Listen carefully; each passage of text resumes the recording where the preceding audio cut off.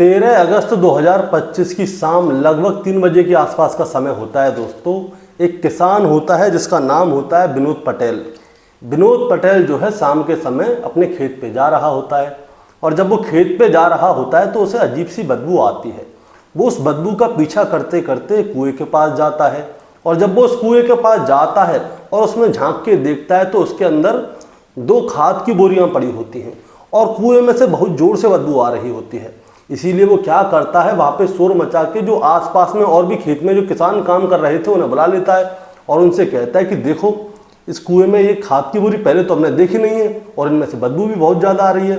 तो जो किसान होते हैं वो उससे कहते हैं कि ऐसा है, हमें कुछ नहीं करना, हम ऐसा करते हैं 112 नंबर पर कॉल करते हैं, पुलिस को बुलाते हैं, पुलिस ही देखेगी आगे क्या होगा। अब पुलिस को फ़ोन किया जाता है। जब पुलिस को फ़ोन किया जाता है और उन बोरियों को बाहर निकलवाया जाता है तो पता चलता है उन 2 बोरियों के अंदर एक महिला की लाश के हिस्से होते हैं। दोस्तों महिला की लाश कैसी होती है, कटी हुई होती है जिसकी गर्दन नहीं होती। एक बोरी में तो धड़ के नीचे का हिस्सा होता है और दूसरी बोरी में उसके नीचे के हिस्से होते हैं और पैर नहीं होते। अब पुलिस वाले उसको निकालते हैं, उसको पोस्टमार्टम के लिए भेजते हैं और वहाँ के आसपास के टोटल एरिया को छान मारते हैं कि ये लाश किसकी है, कहाँ से आई। क्योंकि उसकी गर्दन नहीं थी इसलिए उसकी पहचान नहीं हो पा रही थी। अब उसकी जब पहचान नहीं हो पा रही थी तो क्या होता है दोस्तों, पुलिस वालों की जो है 18 से ज़्यादा टीम बनती है। 100 से ज़्यादा पुलिस वाले होते हैं उन टीमों में और आसपास के जितने गांव होते हैं उन सभी में पूछताछ होती है। आसपास के जितने भी सीसीटीवी कैमरे होते हैं उनको सर्च किया जाता है और बहुत सारे मोबाइल की सर्विलांस निकलवाई जाती है कि आसपास में किस किस का फ़ोन चला था। और आखिरकार दोस्तों क्या होता है, कातिल पकड़ लिया जाता है। और कातिल पकड़ा कैसे जाता है, उससे गलती हो जाती है।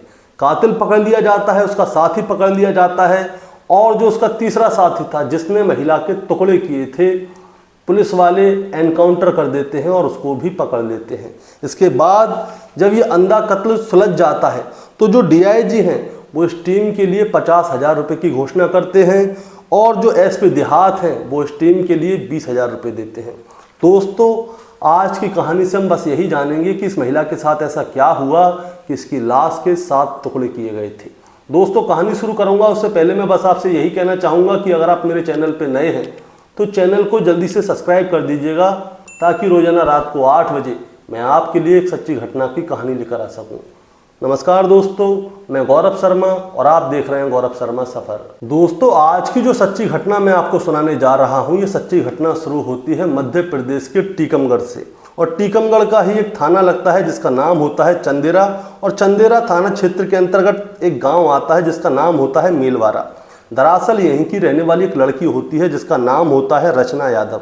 रचना यादव देखने में बहुत ज़्यादा खूबसूरत होती है और उसके परिवार के लोग जो है उसकी शादी करा देते हैं और जब उसकी शादी हो जाती है तो वो अपने ससुराल जाती है और वो निहायत ही खूबसूरत होती है। रचना यादव ऐसी होती है कि गांव के लोग उससे बोलते थे तो उनका बोलने का मन और ज़्यादा करता था। इसीलिए जो है उसका पति उसे रोकता था, टोकता था, छोटी छोटी बातों पे उसे टोकता था क्योंकि गांव वाले उस महिला से बोलने की बहुत ज़्यादा कोशिश करते थे। अब दोस्तों रोक टोक ऐसे ही चलती रहती है, समय बीत जाता है। 5 साल हो जाते हैं रचना यादव को अपने पति के साथ रहते रहते, लेकिन उसका पति उसे छोटी छोटी बातों पे लड़ता था, झगड़ता था और उसे गांव में किसी से भी बात नहीं करने देता था। इन 5 सालों में रचना यादव और उसके पति के 2 बच्चे भी होते हैं, लेकिन फिर भी इन दोनों में जो है मतभेद बना रहता है। इसके पति को इसके ऊपर शक रहता है, रिश्ते में खटास रहती है। इसीलिए क्या होता है 5 साल बाद जो है रचना यादव अपने घर चली जाती है। अब अपने घर चली जाती है, मायके चली जाती है। मायके में कुछ समय तक रहती है, लेकिन इसी बीच में क्या होता है, थोड़ा समय बीतता है और जब थोड़ा समय बीतता है तभी उत्तर प्रदेश के जिला झांसी का एक थाना लगता है टोड़ी फतेहपुर और टोड़ी फतेहपुर के अंतर्गत एक गांव आता है, महिबा गांव था और महिबा गांव का एक आदमी होता है जिसका नाम होता है शिवराज यादव। शिवराज यादव और रचना यादव इन दोनों की जो है आंखें 4 हो जाती हैं। ये दोनों के बीच में दोस्ती हो जाती है, दोस्ती के बाद प्रेम प्रसंग हो जाता है और प्रेम प्रसंग हो जाता है तो कहानी बहुत आगे बढ़ जाती है। और जब कहानी बहुत ज़्यादा आगे बढ़ जाती है तो रचना यादव जो है शिवराज यादव को अपने बारे में सब कुछ बता देती है कि पहले मेरी शादी हुई थी, मेरा पति मेरे पे शक करता था, मेरे से लड़ता था, झगड़ता था, इसीलिए मैंने अपने पति को छोड़ दिया। अब शिवराज यादव कहता है कि देखो मुझे उससे कोई लेना देना नहीं है, मुझे आज देखना है, कल तुम्हारे साथ क्या हुआ, क्या किया तुमने, क्या नहीं किया, मुझे कुछ भी लेना देना नहीं है। इसीलिए क्या होता है दोस्तों, शिवराज यादव और रचना यादव जो है इन दोनों के बीच में शादी हो जाती है। ये दोनों शादी कर लेते हैं। इसके बाद रचना यादव जो है शिवराज यादव के घर पे पहुंच जाती है, वहाँ पे जाके रहने लगती है। अब इसके बाद क्या होता है दोस्तों, इसके बाद ये साल 2023 की बात है। साल 2023 में क्या होता है, शिवराज यादव का एक बड़ा भाई है। अब रचना यादव उस पर गंदी नज़र डाल रही थी या उसके बड़े भाई ने इसके ऊपर गंदी नज़र डाली थी, ये किसी को पता नहीं है। लेकिन इसी बीच क्या होता है, एक दिन रचना यादव क्या करती है, नज़दीकी पुलिस स्टेशन जाती है और वहाँ पे जाके अपने जेठ के ऊपर आरोप लगाती है। वो कहती है कि मेरे जेठ ने मेरे साथ बलात्कार किया है, और जब मेरा जेठ मेरे साथ बलात्कार कर रहा था तो वहाँ पे खड़ा हुआ मेरा पति शिवराज यादव ये सब कुछ देख रहा था और उसने उसे रोका भी नहीं, उसने मेरे जेठ का साथ दिया। अब दोस्तों जैसे ही ये वाली बात सामने आती है तो गांव में हल्ला हो जाता है कि रचना यादव के जेठ ने उसका बलात्कार किया है और उसके पति ने उसका साथ दिया है। अब ये सारी बातें चल ही रही थी कि इसी गांव का एक पूर्व प्रधान होता है जिसका नाम होता है संजय पटेल। संजय पटेल का दोस्तों गांव में अच्छा दबदबा था और उसकी लोग बहुत ज़्यादा सुनते थे। उसका थाने कोर्ट कचहरी आना जाना बहुत ज़्यादा था और गांव में कोई भी काम होता था उसकी इजाज़त के बगैर नहीं होता था। इसीलिए क्या होता है, ये खबर जो है संजय पटेल तक पहुंच जाती है। तो संजय पटेल क्या करता है, रचना यादव के पास जाता है और उससे जाके बोलता है कि आपके साथ क्या हुआ है, आप मुझे बताइए, आपकी मदद मैं करूंगा, चाहे कोई आपकी मदद करे ना करे मैं करूंगा। दरअसल दोस्तों होता क्या है, जब ये संजय पटेल रचना यादव के पास गया था तो उसकी खूबसूरती को देखकर ये पहली बार में ही मोहित हो गया था। इसीलिए उसका साथ देने के बहाने ये उसका साथ चाहता था। अब जो रचना यादव है वो अपनी पूरी कहानी जो है संजय पटेल को सुना देती है। उसके बाद में संजय पटेल जो है एफआईआर दर्ज करवाता है और एफआईआर के बाद ये मामला कोर्ट पहुंच जाता है और कोर्ट में ये मामला जो है विचाराधीन हो जाता है, यानी कि कोर्ट में जो केस चलता है वैसे चलता रहता है। अब इसके बाद क्या होता है दोस्तों, जो संजय पटेल है वो रचना यादव की इतनी मदद कर रहा था कि कभी कोर्ट जाना है, कचहरी जाना है, थाने जाना है, कहीं पे भी जाना है, हर जगह रचना यादव के साथ संजय पटेल दिखता था। मैं आपको एक बात और बताना चाहता हूँ, संजय पटेल जो है पहले से शादीशुदा था, उसके 2 बच्चे थे जिसमें से एक बच्चे की उम्र 21 साल है। ठीक है, अब आप इसी हिसाब से जान लीजिए। अब संजय पटेल और रचना यादव एक साथ ज़्यादातर रहा करते थे। इसी बीच में क्या होता है, संजय पटेल और रचना यादव में दोस्ती हो जाती है, दोस्ती आगे तक बढ़ जाती है, यानी कि प्यार तक बढ़ जाती है। और प्यार होने के बाद क्या होता है, ये जो संजय पटेल है इसके आने जाने का सारा इंतज़ाम करता था। इसीलिए इसने क्या किया, झांसी में ही इसके रुकने की व्यवस्था करा दी पहले तो, और उसके बाद थोड़े दिन तक तो ये एक जगह पे रही थी झांसी में। इसके बाद क्या होता है, गुरसराय है झांसी में, वहाँ पे इसके रचना यादव की रुकने की व्यवस्था कराता है और वहाँ पे जाता था, उससे मिलता था, उसके साथ रहता था, समय बिताता था और सारी चीज़ें करता था। अब इसके बाद क्या होता है दोस्तों, जो संजय पटेल है इसकी पत्नी को इसके बारे में जानकारी हो जाती है कि संजय पटेल जो पूर्व प्रधान है इसके संबंध जो है रचना यादव से हैं। लेकिन जैसे तैसे करके वो अपनी पत्नी को समझा देता है। अब जब वो अपनी पत्नी को समझा देता है तो वो शांत हो जाती है। अब सब कुछ ऐसे ही चलता है। अब दोस्तों समय बीतने लगता है। अब 2023 से 2025 में आ जाते हैं और 2 साल ऐसे ही बीत जाते हैं। संजय पटेल और रचना यादव की दोस्ती परवान चढ़ रही थी, प्यार मोहब्बत अच्छी तरह से चल रहा था। तभी पता चलता है कि जून 2025 में जो रचना यादव का पति था, यानी कि जो दूसरा वाला पति था जिसका नाम था शिवराज यादव, उसकी मौत हो जाती है।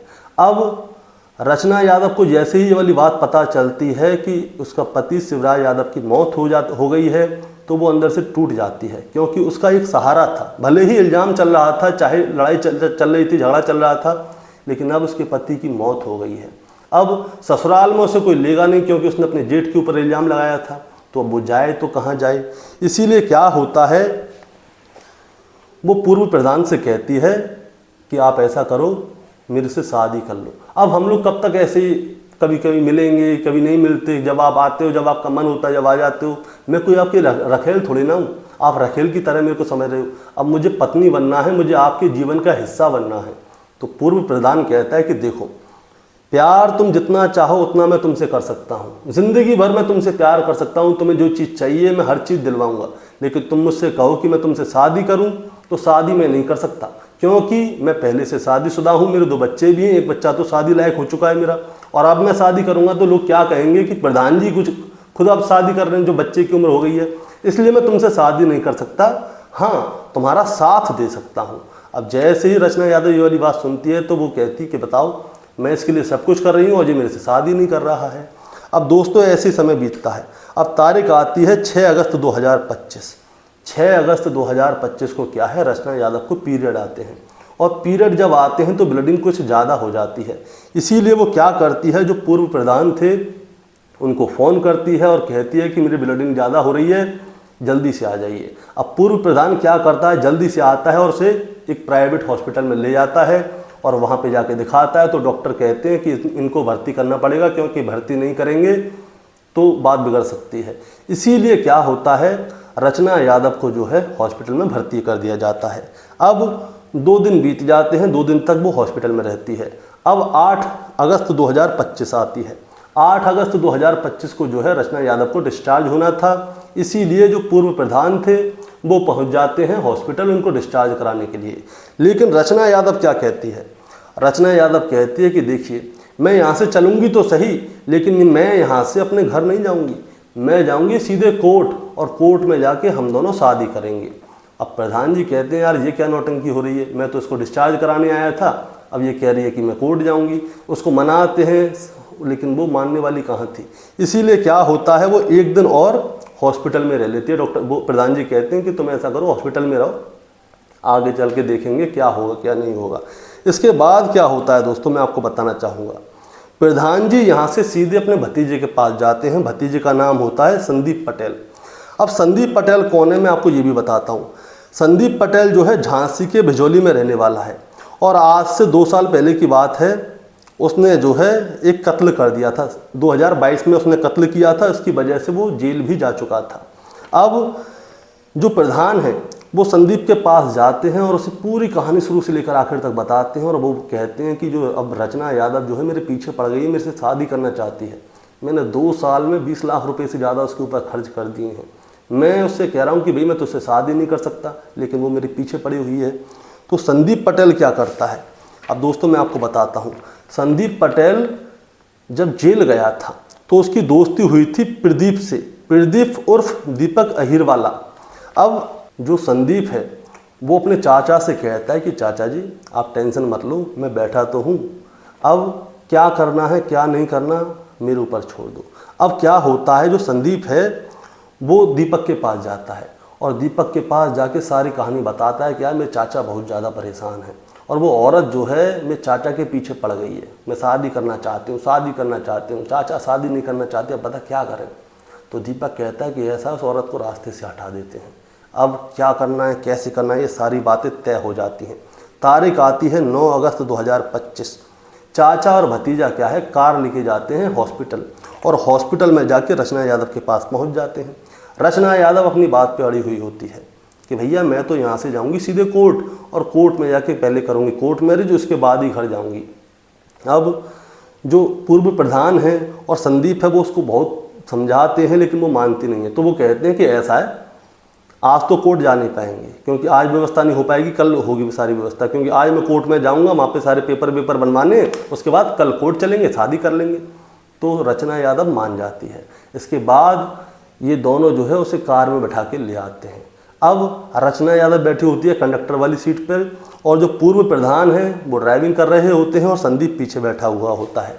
अब ये लोग कहते हैं कि देखो यार तुम 2-3 दिन हॉस्पिटल में रही, मैं बड़ा परेशान रहा, अब ऐसा कर रहे हैं कहीं घूमने चल रहे हैं, कहीं लंबा घूमने चल रहे हैं, कार से शाम तक घर पे वापस आ जाएंगे। तो ये तीनों लोग एग्री हो जाते हैं। अब ये लोग क्या करते हैं, हॉस्पिटल से लगभग 17 किलोमीटर दूर एक लहचूरा बांध है, वहाँ की तरफ जाते हैं। और लहचूरा बांध पर जब ये जाते हैं 17 किलोमीटर दूर जाते हैं दोस्तों, अब ये बताता हूँ। तभी क्या होता है, जो पूर्व प्रधान होता है वो बड़ा परेशान होता है। वो कहता है यार जब तू बीमार थी तो मैं बहुत ज़्यादा परेशान था, मेरे सर में दर्द रहता था। तभी रास्ते में एक कस्बा आता है और कस्बे में होती है शराब की दुकान। तो वो अपने भतीजे संदीप से कहता है, संदीप ऐसा कर शराब की बोतल लेके आ, शराब पियेंगे तब मूड बनेगा मेरा। अब संदीप जाता है, शराब लेकर आता है। अब संदीप, रचना यादव और पूर्व प्रधान तीनों लोग कार में बैठे हुए थे। अब ये थोड़ा आगे बढ़ते हैं, तभी ने रास्ते में प्रदीप भी मिल जाता है। ये प्रदीप को भी गाड़ी में बैठा लेते हैं। अब ये इधर उधर लेके गाड़ियों को घूम रहे होते हैं, टाइम पास कर रहे होते हैं। ये लोग रात होने का इंतज़ार कर रहे होते हैं। अब रात होती है। अब जब रात होती है तो क्या होता है दोस्तों, प्रदीप अपनी भाषा में रचना यादव से बात करता है। हाँ भाई रचना यादव, तू प्रधान जी के पीछे क्यों पड़ी हुई है शादी करने के लिए? तुझे जीवन के मजे लेने ले, प्रधान जी तेरे को सब कुछ देंगे, लेकिन शादी वादी के चक्कर में मत पड़, परेशान मत कर।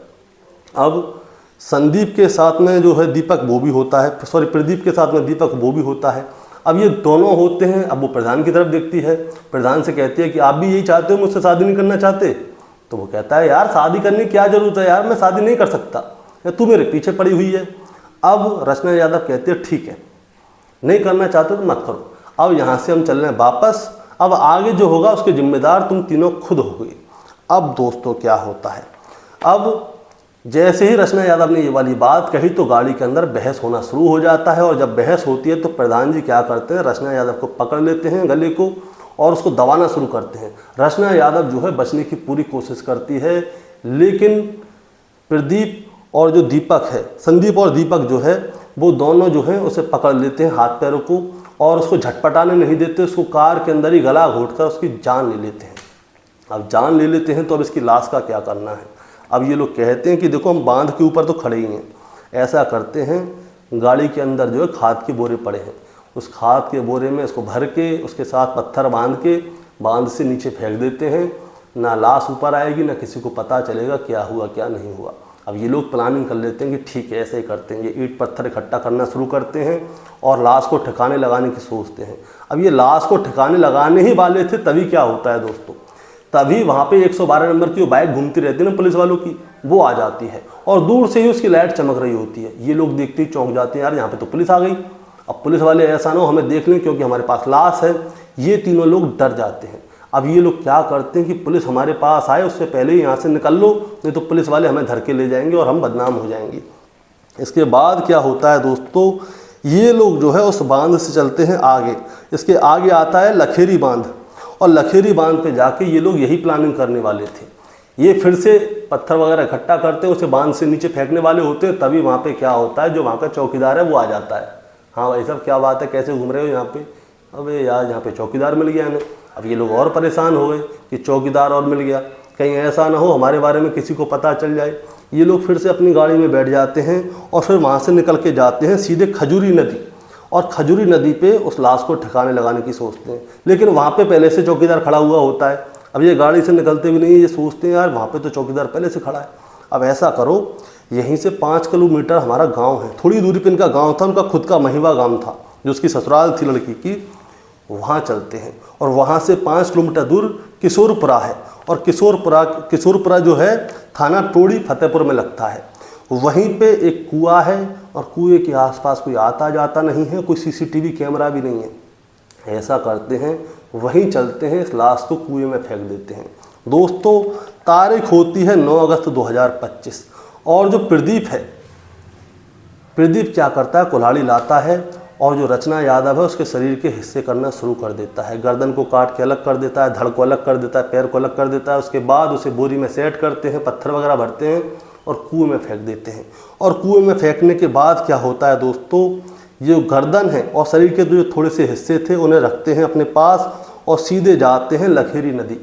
लखेरी नदी पे जाके उन हिस्सों को भी नदी में फेंक देते हैं, गाड़ी में बैठते हैं और चुपचाप वहाँ से निकल जाते हैं। ये सोचते हैं कि कोई उन्हें पकड़ नहीं पाएगा। अब इसके बाद क्या होता है, अब ये पकड़े कैसे गए दोस्तों मैं आपको बताता हूँ। रचना यादव का जो है एक भाई होता है और रचना यादव हमेशा उसके फ़ोन पे संपर्क में रहती थी, लेकिन अब 9 अगस्त 2025 से रचना यादव का फ़ोन मिलना हो चुका था बंद। इसीलिए 9 से 10 हो जाती है, 10 से 11 हो जाती है।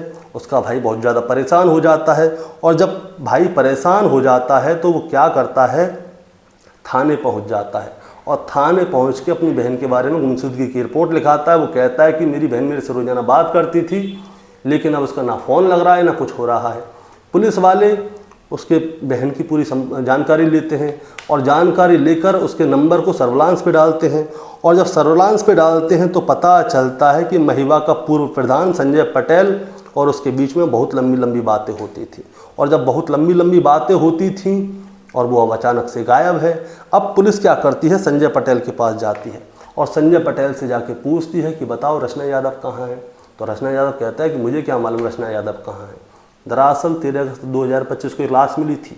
गांव में सबको पता चल चुका था कि ये लाश जो है रचना यादव की है और उसको मारने वाला संजय पटेल है। लेकिन संजय पटेल का जो है दबदबा बहुत अच्छा था, इसीलिए गांव में सिर्फ जो अंदर की भीतरी बात होती हैं वो हो रही थी, ओपन होके नहीं आ रहा था। इसके बाद क्या होता है दोस्तों, जो संजय पटेल है पूर्व प्रधान, वो साफ कहता है कि रचना यादव जो है वो जिंदा है, आप बस मुझे 1 घंटे का समय दो, मैं 1 घंटे के अंदर आपके सामने रचना यादव को पेश कर दूंगा। पुलिस वाले कहते हैं ठीक है, तो 1 घंटे के अंदर आके हमारे सामने उसे पेश कर दे। अब यहाँ से जो है पूर्व प्रधान जो है भागने की कोशिश करता है, गायब होने की कोशिश करता है। लेकिन 20 अगस्त 2025 को पूर्व प्रधान संजय पटेल को पुलिस गिरफ्तार कर लेती है और जो उसका भतीजा है संदीप, उसे भी गिरफ्तार कर लेती है। और जो प्रदीप है, जिसने कुल्हाड़ी से रचना यादव के 7 टुकड़े किए थे, उसको भी गिरफ्तार करने के लिए जाती है। लेकिन प्रदीप क्या करता है, पुलिस के ऊपर फायरिंग करना शुरू कर देता है। अब जब वो फायरिंग करता है तो पुलिस भी इधर से फायरिंग करती है, तभी एक गोली जाके प्रदीप के लग जाती है। अब जैसे ही प्रदीप के गोली लगती है तो वो ज़मीन में आके गिर जाता है, हाथ पैर जोड़ता है और कहता है कि साहब आगे से मैं ऐसी कोई गलती नहीं करूँगा, मुझे माफ़ कर दो, फलान कर दो, ढिकान कर दो। उसे फिर हॉस्पिटल में लेके जाया जाता है, उसका इलाज होता है। अब ये तीनों को पकड़ के जेल भेज दिया गया है दोस्तों। और रचना यादव का केस जो है वो खुल चुका है, क्योंकि रोज़ाना अलग अलग इसकी कड़ियाँ आ रही थी, इसलिए मैं आपको पूरी कहानी सुना नहीं पाया।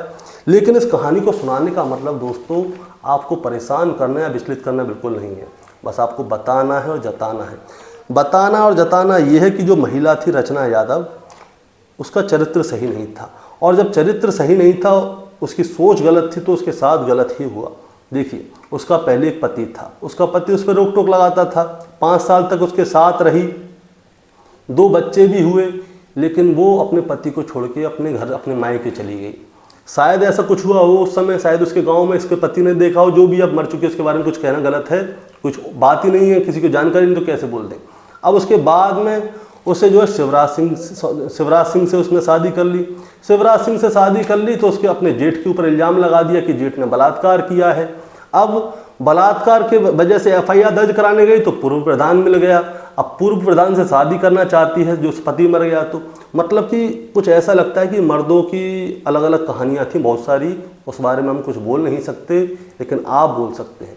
आपका क्या कहना है इस कहानी के बारे में, आप ज़रा हमें कमेंट में बताएं।